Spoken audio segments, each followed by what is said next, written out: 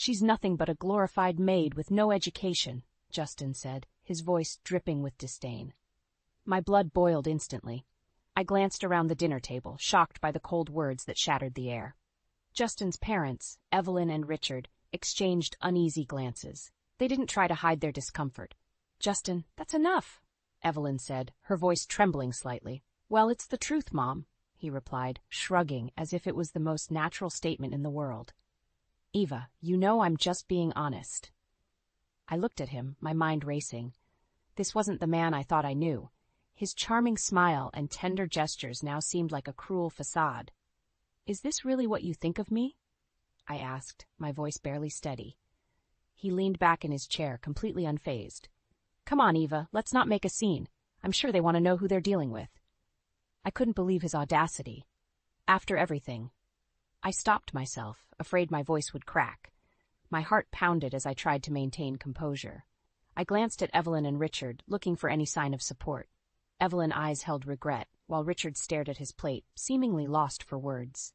Justin's smirk was the final straw. I pushed back my chair and stood up, my hands trembling. "Excuse me," I muttered, heading towards the front door. I needed fresh air. Needed to think. "Eva, wait," Evelyn called after me. I paused, feeling her gentle hand on my shoulder. "I don't know what Justin was thinking. Please, don't judge us by his words. He can be difficult." I looked at her, her eyes sincere. "He's never talked to me like that before," I said. I don't know what to think." "Give it time, dear," she said softly. "These things have a way of sorting themselves out." I nodded weakly and stepped outside, the cool evening air hitting my face. I never imagined that the man I moved in with would turn out to be so condescending. His words echoed in my mind, each syllable cutting deeper than the last. Justin soon joined me on the porch, pretending everything was fine. "You didn't have to leave," he said casually, as if dismissing the whole affair. "I can't believe you said that," I replied, my voice quivering with suppressed anger. "Do you really think so little of me?" "Eva, you need to understand something," he said, his tone shifting to one of mild irritation. "My parents needed to know about your background. There's nothing wrong with being honest." "I need some time alone," I said, cutting him off. I couldn't stand to hear any more. He raised his hands defensively. "Fine, but don't be dramatic." I watched him walk back inside, the door closing softly behind him. I felt the weight of his words pressing down on me. This wasn't the first time I had felt his condescending attitude, but it had never been so blatant. I thought about my mother, Sharon, waiting at home for me. Her frail condition and need for constant care already wore heavily on my spirit.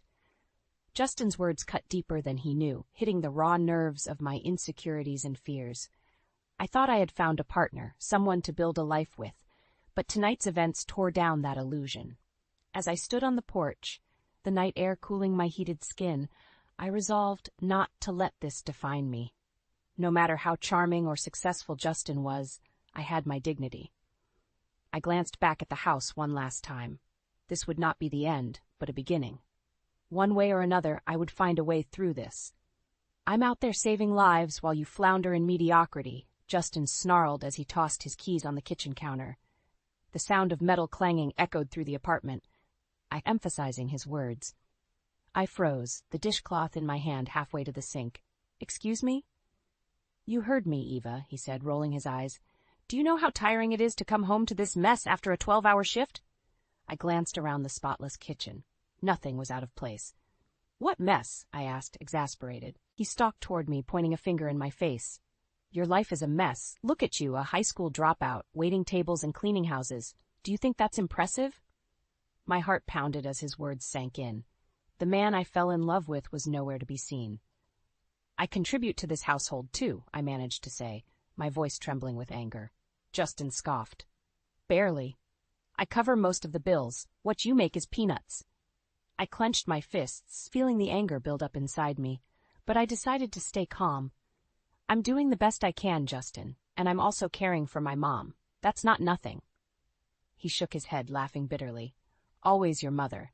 You're drowning in mediocrity, and you drag me down with you." I turned away, blinking back tears. His words were like knives cutting deep. I could hear him behind me, the sound of his heavy breathing filling the room. You know what, I said, refusing to let him see me break down. Maybe you'd be happier if I wasn't here. Maybe I would, he spat out. Or maybe you could actually try to better yourself. I planted my feet firmly on the ground, turning back to face him. His eyes were cold, devoid of the warmth I once adored. I thought we were partners, I said quietly. But you see me as a burden. Eva, open your eyes, he snapped. Partners? Mutual respect? That's fantasy. Welcome to reality. The sting of his words left a bitter taste in my mouth. I need some air, I said, brushing past him to the front door. I could feel his eyes burning into my back but didn't turn around.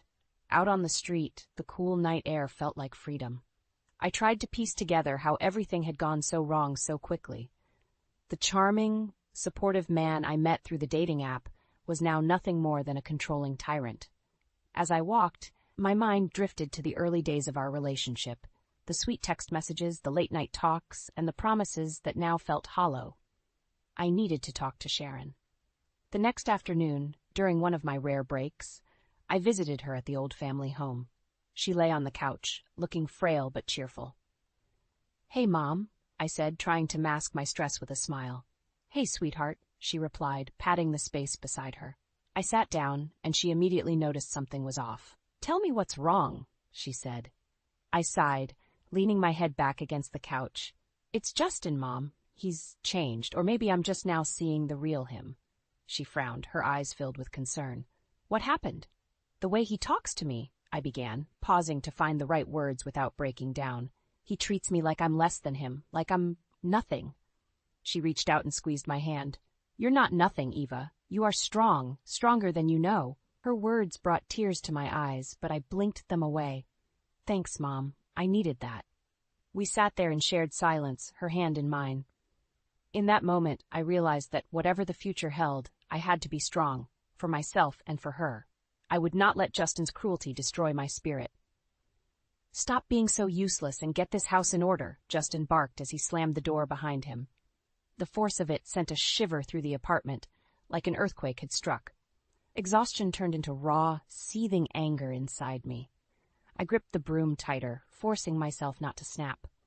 I've been cleaning all day, and I still have to go take care of Mom, I said, keeping my voice calm as possible. He rolled his eyes. Always an excuse with you, Eva. You think this is hard? Try doing what I do for even a day. I'm doing my best, I replied, my voice shaking. Maybe if you could help once in a while. Help? Justin cut me off, laughing bitterly. I'm a surgeon. My time is worth 10 times what yours is. You should be grateful I even talked to you. My fists clenched so tightly around the broom that my knuckles turned white. I turned my back to him, unwilling to give him the satisfaction of seeing me break. Taking a deep breath, I began sweeping furiously, each stroke a silent rebellion. You know, my colleagues laugh at me, he sneered. They can't believe I'm stuck with someone like you. His words stung like 1,000 paper cuts. Then why don't you just leave? I muttered under my breath, but loud enough for him to hear. He stormed over, yanking the broom from my hands and tossing it aside. Because, Eva, you need me. You need my money, my status. Without me, you're nothing. I looked up at him, my defiance bubbling to the surface. I don't need you, Justin. I won't be treated like garbage just because you have a fancy title. He stepped closer, invading my space, his eyes narrowing. Without me, you'd be on the streets. Remember that next time you think about mouthing off. The ringing of my phone interrupted the tension. I grabbed it from the counter and saw my mother's number. Relief washed over me, an escape from this prison, albeit temporary. I have to go, I said, brushing past Justin. My mom needs me. Just get out, he hissed, waving me off. Barely worth my time. I walked out the door, his words echoing behind me like a dark cloud. The drive to my mother's was a blur, my mind racing with thoughts of escape. How had things turned so sour so quickly? When I arrived at my mother's house, Sharon was struggling to reach something from the top shelf in the kitchen. Hey, Mom, I said, rushing to help her. You should have called me. Thanks, sweetheart, she said, her smile warm but tinged with fatigue. I forced a smile. I'm fine, just busy. How are you feeling today? She sat down at the kitchen table, cradling a cup of tea. I'm okay, but you seem upset. What happened? I opened my mouth to speak, but the words choked in my throat. It's just Justin, I managed to say. He's being impossible again. Her eyes filled with worry. Eva, you don't have to put up with that. You deserve better. I know, Mom, I said, my voice barely a whisper. But it's complicated. I need to figure out how to handle this. Later that night, I found myself back at the apartment, dreading the confrontation that awaited me. Justin was in bed, his back turned to me, clearly uninterested in any kind of reconciliation. I lay down beside him, staring at the ceiling. My mind was made up. I couldn't continue like this. I needed to find out who he really was. If there were secrets, I would uncover them, and then I would make him pay for every degrading word, every humiliating moment. My resolve hardened, fueling a sense of determination I didn't know I had. I would gather the evidence, plan my move, and expose the man who thought he could treat people like disposable objects. Justin was about to learn that even someone floundering in mediocrity could fight back and win. This isn't just him being mean. This is criminal, I whispered to myself, staring at Justin's laptop screen. The encrypted emails I had decrypted slowly revealed a web of illegal activities that made my skin crawl. I quickly photographed the damning emails with my phone, my hands shaking. I had found everything from organ trafficking deals to bribery transactions. The charming surgeon was nothing more than a dangerous criminal. The front door opened and my heart skipped a beat. I slammed the laptop shut and shoved it back into its hiding place just as Justin walked into the room. Eva, he called out, his voice unusually cheerful. What's for dinner? I ordered takeout, I said, forcing a smile, trying to hide the adrenaline coursing through me. He looked at me suspiciously. Why are you acting so weird?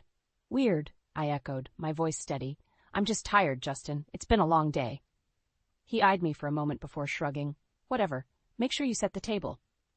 As I set the table, my mind raced. What would my next move be? But for now, I had to play it cool. I couldn't let him suspect a thing. Later that week, as Justin continued his usual night shifts, I became more meticulous in gathering evidence. I copied files, took photos of documents, and even recorded some of our conversations. The more I uncovered, the more revolted I felt. During one of our dinners, Justin dropped another bomb. I've invited my parents over this weekend, he said casually between bites. We'll have a little family gathering. You can show my mother how useful you can be by preparing everything.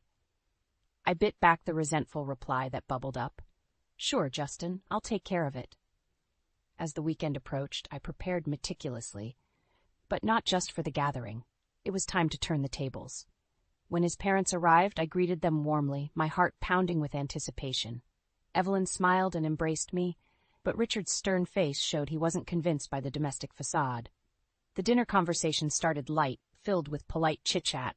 I served the meal, trying to time everything perfectly. My pulse quickened as the conversation shifted. Justin, how's work been lately? Richard asked, his tone neutral. Busy as always, Dad, Justin replied, beaming with pride. Saving lives every day. I almost choked on my drink. The hypocrisy was unbearable, but I held my tongue. I needed to wait for the perfect moment. As the evening wore on, Justin's arrogance grew. Finally, he made a comment that made my blood boil. You know, he said, glancing at me, it's hard to balance such an important career with someone who barely contributes. That was it. I couldn't take any more. Actually, Justin, I said, my voice steady, I think it's time your parents knew the whole truth. Evelyn looked alarmed, and Richard's eyes narrowed. What are you talking about, Eva? Justin asked, his voice low and threatening. I pulled out my phone and placed it on the table. I found these on your laptop. Care to explain? His face paled as the images of the incriminating emails flashed on the screen. Evelyn gasped, covering her mouth, while Richard's face turned red with fury. What is this, Justin? Evelyn asked, her voice trembling. Justin stammered, trying to come up with a lie, but the evidence was overwhelming.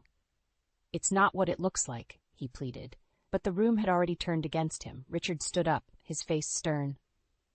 Is this true, Justin? Have you been involved in illegal activities? Justin's silence spoke volumes. Evelyn burst into tears, and Richard's eyes filled with disappointed anger. How could you?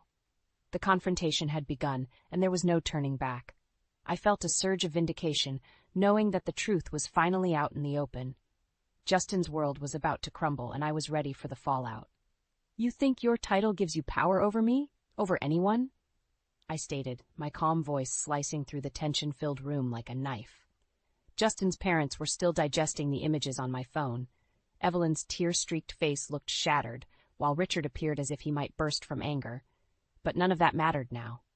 "Eva, you better watch your mouth," Justin snarled, his eyes filled with a mix of fear and rage. "Enough is enough. Time to turn the tables," I said, feeling a strange sense of calm wash over me. "You've treated me like dirt for too long, and now everyone will see who you really are." Justin lunged towards me, but Richard stepped in. "You stay right where you are," he bellowed, his face inches from Justin's. "Have you lost your mind, son?" "Dad, it's not what it looks like," Justin tried to explain, his voice lacking the confidence it usually held. He looked cornered like a trapped animal.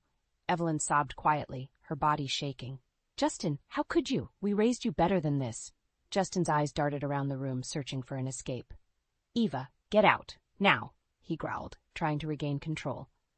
"No," I replied firmly. "I'm not leaving. You are the one who will face the consequences." Richard turned to me, his voice softer but firm. "Eva, I'm sorry for what you've been through, but we need to get to the bottom of this." I nodded, taking a step back to let the conversation unfold. Justin's face looked strained, the facade of the charming doctor cracking at the edges. "Justin, you must come clean," Richard insisted, his stern judicial tone leaving no room for debate. "You don't understand, Dad," Justin said, floundering. "I did it to help people. These organ trades saved lives." Evelyn gasped, her hands flying to her mouth. "Justin, that's illegal. You risked everything, everyone, for money?" Justin's face flushed with a mix of anger and shame. "It's not just about the money, Mom. It's complicated." "Complicated?" Evelyn cried out. "This is criminal."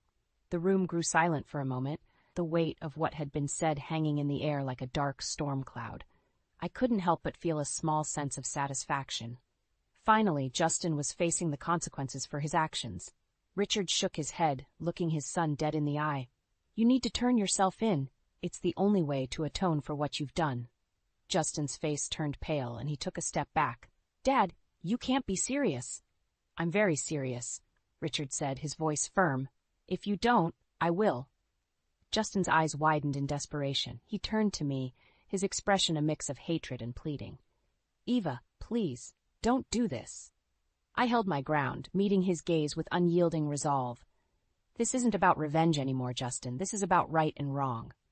Evelyn stood and placed a hand on Justin's arm, tears streaming down her face. "Justin, we love you, but you must take responsibility for your actions." "Traitor," Justin's eyes screamed at me, but his lips remained pressed in a thin line. He turned towards his father, defeated.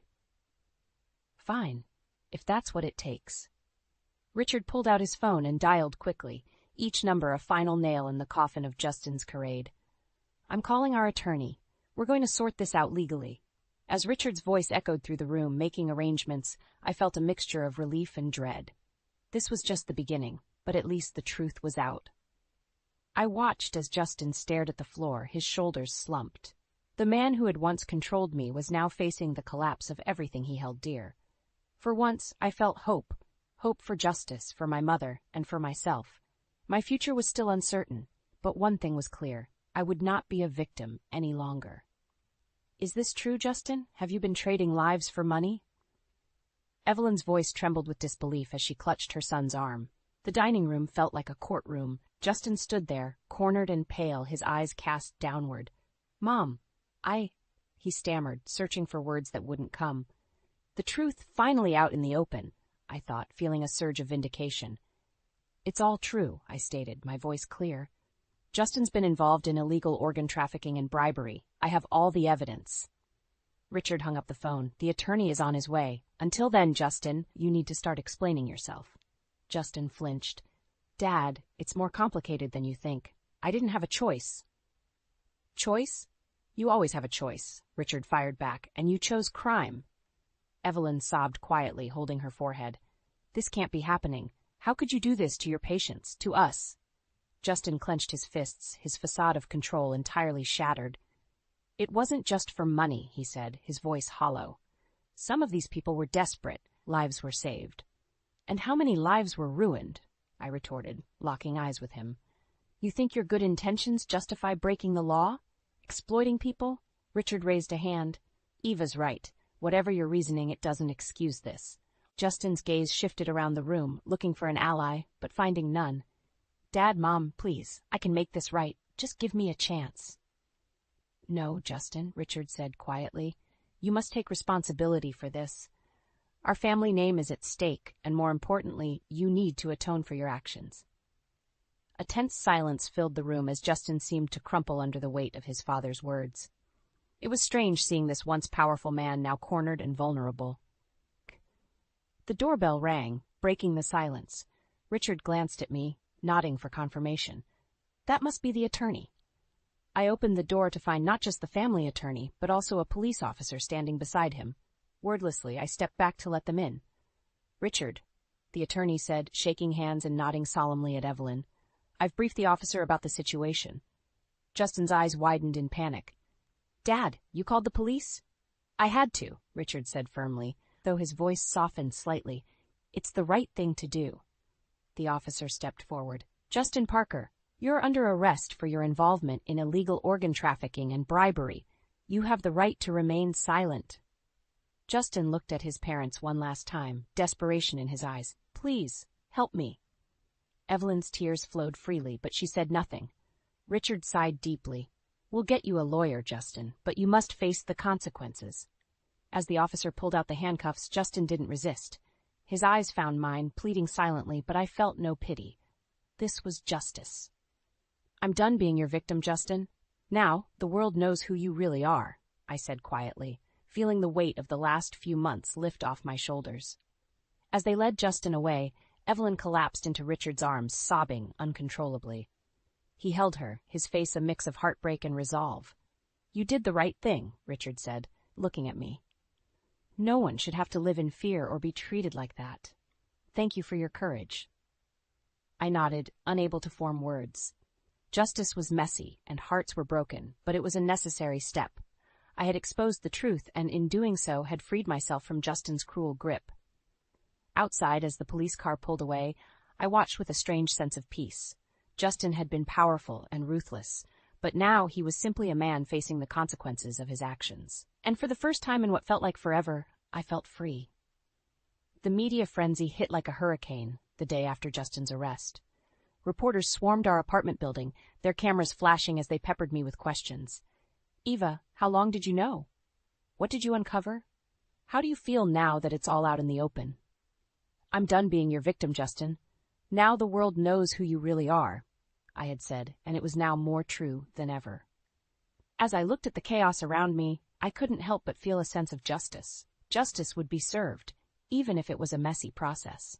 A police officer managed to clear a path for me. Eva Hall, Detective Mills would like to speak with you. Thank you, I replied, following the officer to an unmarked car parked discreetly around the corner. Detective Sarah Mills was waiting inside, her expression unreadable. She motioned for me to sit. Eva, I need to hear everything from the beginning. What you found, how you found it, all of it. I took a seat, my heart still pounding from the chaos outside. I found Justin's emails, I began. He'd been encrypting messages about illegal organ trades and bribes. I took photos of everything. Detective Mills nodded. We've reviewed the evidence you provided and begun our investigation. Thanks to you, we're already making progress on tracking down his accomplices. A sense of relief washed over me. What happens now? Now we gather more evidence and prepare the case against him. It's going to be a long process, Eva. Are you ready for that? I took a deep breath. Yes, I'm ready. I've come this far. I won't back down now. Detective Mills smiled faintly. Good. You've done an incredible thing, Eva. Not many people would have had the courage to do what you did. I nodded, determined. Thank you, Detective. We spent the next few hours going over the details, piece by piece.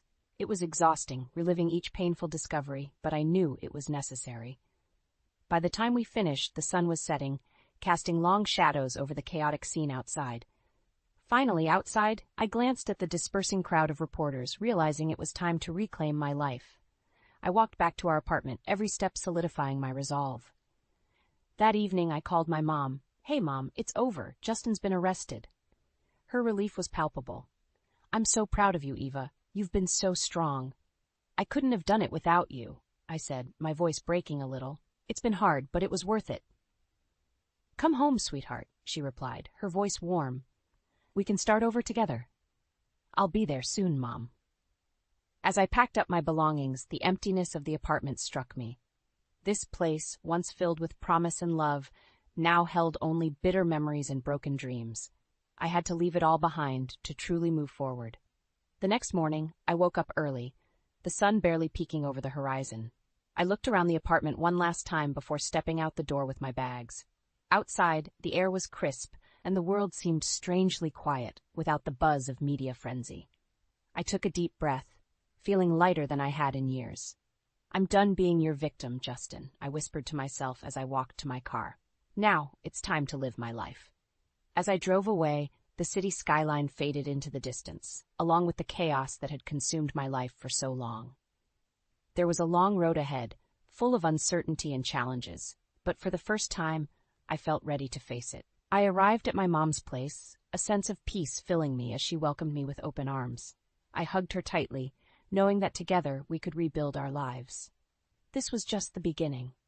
Justice had been served, and now it was time to find a new path, one filled with hope, strength, and a future I could finally control.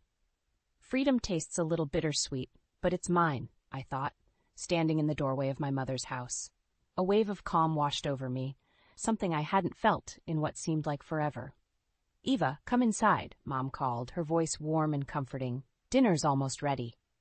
Walking into the kitchen, I was struck by how different this felt compared to the cold, tense atmosphere of the apartment I had shared with Justin. Here, everything smelled of home, of safety and love. How are you holding up? Mom asked, setting a pot of soup on the table. Better, I said, helping her set the table. It's strange, but I feel like I can breathe again. She smiled, wrapping me in a hug. We'll get through this together. I felt a sudden swell of gratitude for her support. Thanks, Mom, for everything. Over the next few weeks, life began to take on a new rhythm.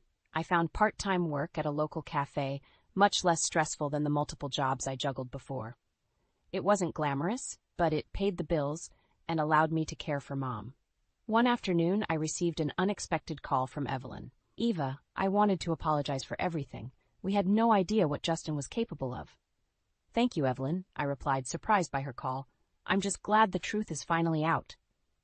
We'd like to help if you'll let us, she continued. Financially, emotionally, whatever you need. I hesitated. Accepting their help felt complicated, yet I knew it would make things easier. I appreciate it. Let's take it one step at a time. Days turned into weeks, and I visited Justin's parents occasionally. Despite everything, they offered genuine support, wanting to right the wrongs their son had committed. Evelyn even helped care for Mom sometimes, her presence a comfort we hadn't expected. One evening, Richard showed up with a somber expression. Eva, I wanted to tell you that we've arranged a fund for you and Sharon. It's the least we can do. Tears welled up in my eyes. This gesture overwhelmed me. Thank you, Richard. This means more than you know. He nodded, his face reflecting the weight of his own family's crisis. We owe it to you. Despite the challenges, a sense of justice and closure began to fill the void left by Justin's abuse. With each contribution from Evelyn and Richard, our lives became a little less burdened. It was a strange alliance forged out of mutual tragedy and need for forgiveness. One night, as I tucked Mom into bed, she grabbed my hand. I'm so proud of you, Eva. You've done so much for us. I smiled, feeling a warmth spread through my chest. Thanks, Mom. I just want us to be happy. The news covered Justin's court trial extensively. Watching from our living room, I saw him being sentenced. There he was, the man who had tried to tear me down, now paying for his crimes. Freedom indeed tasted bittersweet, but justice was powerful. As days turned into months, I found strength I never knew I had. My job at the cafe became more stable, providing a steady income that allowed me more time with Mom. Her health remained fragile, but our bond grew deeper every day.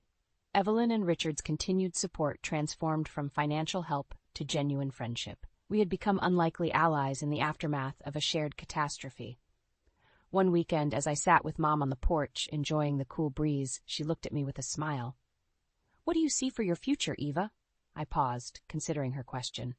I'm not sure yet, but for now I see us together, happy and free from the past. She nodded, her eyes reflecting pride. That sounds just right to me. As the sun set, painting the sky in shades of orange and pink, I felt a renewed sense of hope. The broken promise from my past had led me to a new beginning, one filled with resilience, determination, and love. And for the first time, I could truly see a brighter future, a future that was mine to build, step by step.